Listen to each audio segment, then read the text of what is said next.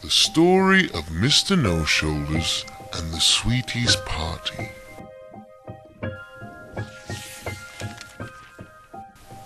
It was a bright and sunny Monday morning, and as usual, Mr. No-Shoulders was feeling quite dreadful. Mr. No-Shoulders certainly did not like Mondays. Mr. No-Shoulders had much work to do, so he began the morning in his usual way. But soon there was a tiny knock at his front door.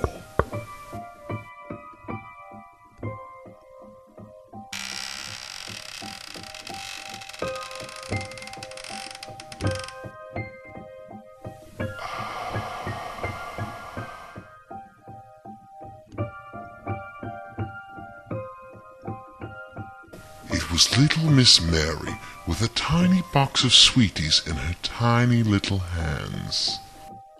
Good morning, Mr. No-Shoulders, said Mary.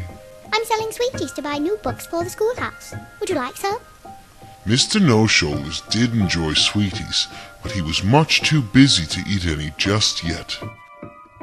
So, Mr. No-Shoulders bought one box of sweeties and sent little Miss Mary on her way.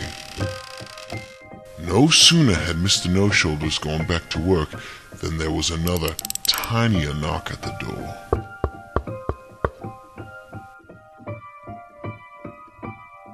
It was little Miss Martha with an even tinier box of sweeties in her even tinier little hands. Good afternoon, Mr. No-Shoulders, said Martha. I'm selling sweeties to buy a new bell for the churchyard. Would you like some? Mr. No-Shoulders still did enjoy sweeties, but he was still much too busy to eat any just yet. So, Mr. No-Shoulders bought one more box of sweeties and sent little Miss Martha on her way. As soon as Mr. No-Shoulders went back to finish his work, there was the tiniest knock at his front door that Mr. No-Shoulders had ever heard. It was little Miss Madeline, and her empty little hands were the tiniest Mr. No-Shoulders had ever seen. Good evening, Mr. No-Shoulders, said Madeline. I am far from my home and quite hungry. Do you have any sweeties for me to eat? The sun had already gone behind the trees, and Mr. No-Shoulders had already bought far more sweeties than he could eat all by himself. Having invited little Miss Madeline in to share his sweeties, Mr. No-Shoulders decided he could finish the rest of his work tomorrow.